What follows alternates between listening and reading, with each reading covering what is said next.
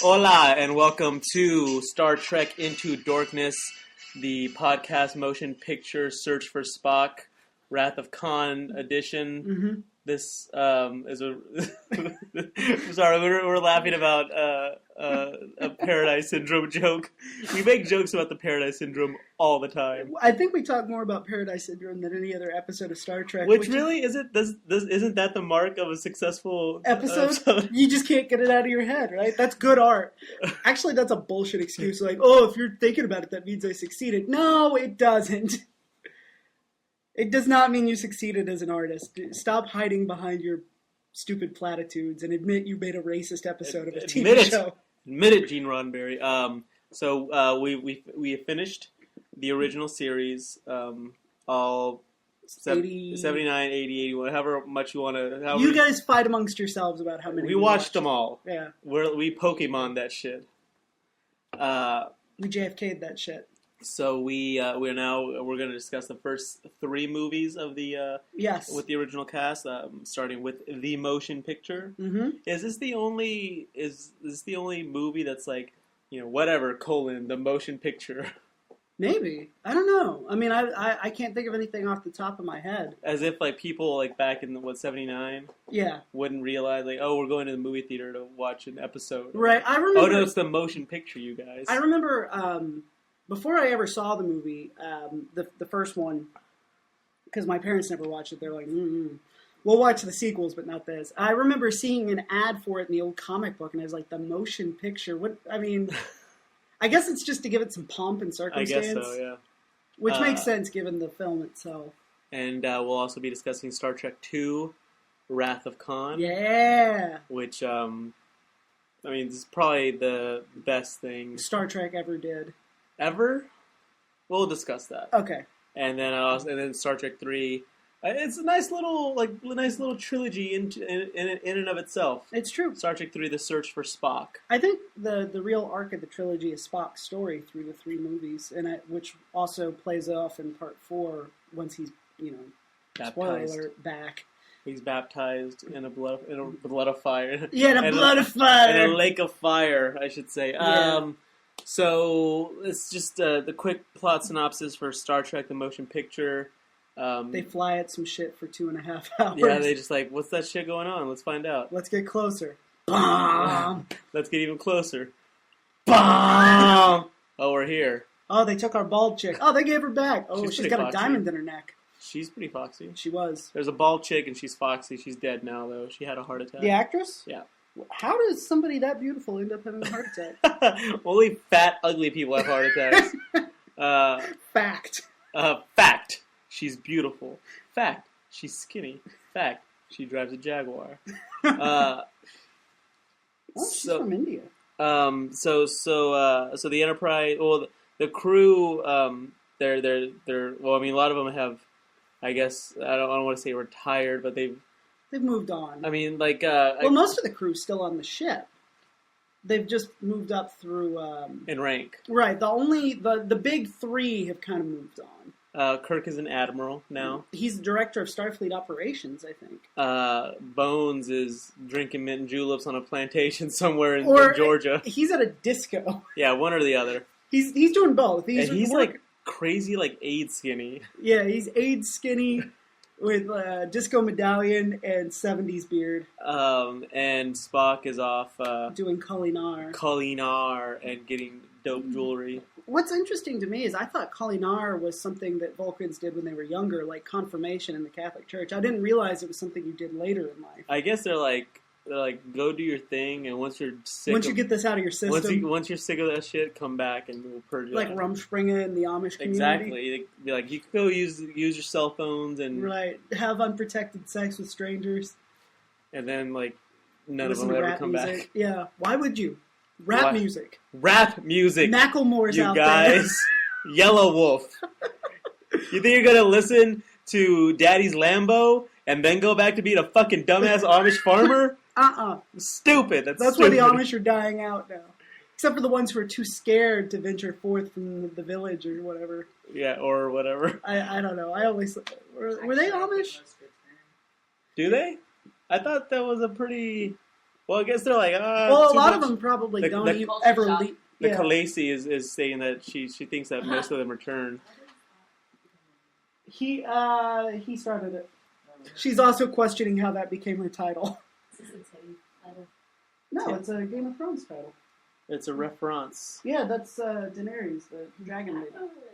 Oh, okay. Shit. Well, then you should be flattered. She's badass. I mean, I am. Yeah, she's like, But I was trying to make she's probably my favorite character. Once you get to season 3, if she's not your favorite character, you're doing it wrong. You're doing Game of Thrones wrong. But what were we saying about Rumspringa? Yeah. Well, I'd imagine culture shock would play a big part of it. It's like oh, anytime I go into beepers. Oh. exactly. Well, I mean, Like anytime that thing that lights up when you're waiting for your table at the restaurant. Oh. The amount of hostility that they encounter. Dude, if I saw some Amish dude, he's like, hey, I'm going through Rumspringa, like, what's up? I'd be like, follow me. let's go to the I was club. like, you are my best. I'm going to be your best friend for a week. Let's go to Jaguars. We're going to Rick's. We're going. Listen, you ever been on a plane? Do you know what a plane is? Do they ever fly over your village or whatever? Or does your Because dude, I'm taking you to Reno. We're going to the bunny ranch. does your William Hurt like pay off the government to keep the planes from flying over you, Joaquin Phoenixes and retard Adrian Brody's. Is that what's going on? And he's like, I don't know what you're talking about. Okay, first things first, we got to watch The Village.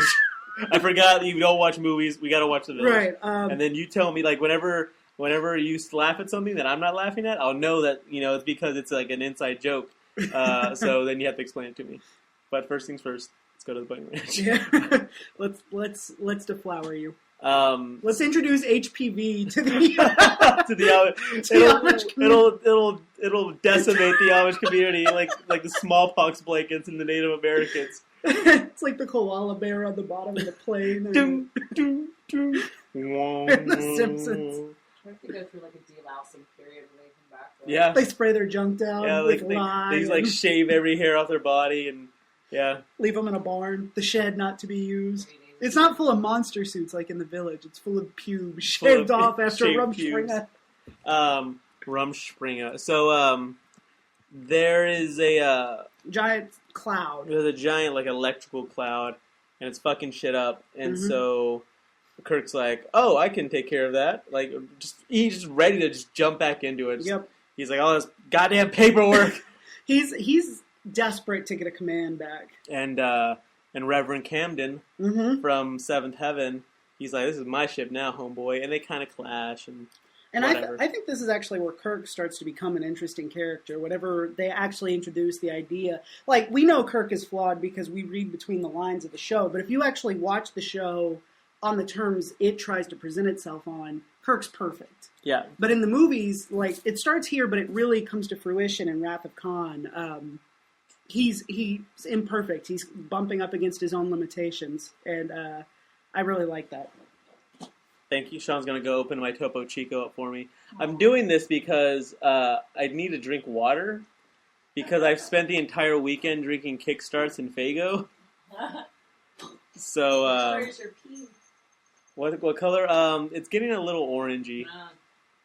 Oh, yeah. That'll do that. happen. So I'm drinking, I can't just drink straight water. I can't just make the jump from Faygo and Kickstart to water. No, The shock will kill me. The shock It's to my like system. it's like Rumspringa going to the Yeah. city. There's no carbonation. And so, yeah, I'm going to just taper off, mix some Topo Chico in there, and then just regular water. Yeah, you've already drank. I don't know what the word is, and I'm in English maybe. English is the worst language ever. It is. You've already gone through one bottle of it, and you're on your second. And we've been recording less than 10 minutes. Less that. So Kirk brings back the old crew, gets the gets band Bone. back together. Not Spock. Spock shows up on his own later. That's true, but He does. He forces Bones. back Bones into is service. pissed. He says that he's been drafted. Yeah, well, they use this really rarely used clause in Starfleet regulations that says that they can reactivate you in a time of great crisis. I don't know why Kirk needs him because Chapel is a doctor now. Yeah, Not that Bones isn't a great doctor, but that's something that Bones says when he gets beamed aboard. He's like, "The Chapel's an MD now. Wow, wow, wow, wow. I got this giant beard and I'm 8 skinny." they got this bitchin' medallion. What do you think of the uniforms in this movie? I think I might. I don't know. They weren't as bad as I remembered. I remembered them being awful, and they were just I don't remember them at all. Right, because you never sat through this before. Nope. I do like the Nintendo controllers that they have on the belt buckles that aren't even belts. It's just a Nintendo controller hanging between your tummy and your dick. And so, they go to this energy cloud, and there's It killed some Klingons at the start of the movie. Yeah, it did kill some it Klingons. Wiped out a Starfleet base. And it takes the bald chick. Yes. They took the bald chick. Ileana. Ilia. Who has a history with Commander Decker, or Captain Decker, who's been temporarily downgraded. I don't know why they had to give that humiliation, by the way. Like, they temporarily degrade him in rank, and also Kirk, so that he can be in command. Why don't they just say, like, hey, Admiral, you're in charge. Captain, you're going to have to stay on this the side. guy who's your boss is in charge of the ship right now. Right. Like, not be like, okay, well, Admiral, you're captain now. Captain, you're a private or whatever. Right, that's like saying, hey, I get to fuck your wife this one time. And you have to watch. And you also have to videotape it and watch it once a week. Yeah, and also put it on the internet on one of those, like, free porn sites. Like, amateur housewife gets banged by Admiral. Very funny. By Rear Admiral. So they take Ilya, the bald chick. Ileana. It says Ilya here. Oh, Ilya, okay. I'm looking at it right here, dude. Oh, Ileana, who's Colossus' little sister. The one who died of the legacy virus. Yeah, in X-Men 303. That one came with the board game that I bought. A sad comment. I know, right? It's like, check out this badass board game. Like, also, Colossus' little sister. We always say little sister, like she's a child. She's not even a teenager yet, right? And so she's she's taken from the ship and then brought back, but it's a robot. It's a doppelganger. Yeah, it is a doppelganger. I think she's it been is. completely replaced with mechanics. Okay. Yeah, she's been fifth elemented. I haven't seen that movie since I was 15. Oh, I thought he was like... I've watched it once, but I don't remember anything about it except the scene with the match at the very end. They change her clothes too, right? Like, she's wearing a normal uniform, and then she comes back in like a bathrobe and high heels. Yeah, like she's wearing something really sexy. Yeah, whatever. Well, what happens is the probe from V'ger, from the energy cloud, takes Ilya, and then it sends her back naked. And Kirk presses a few buttons to give her clothes, and he gives her a robe that's pretty much a fuck dress and high heels. Pretty much like... It stops just below her vagina. Right below her V'ger. Nicely that done. needs to be the new name for vagina. It's so much better. V'ger. Let me in that V'ger. Let me take a look at that V'ger.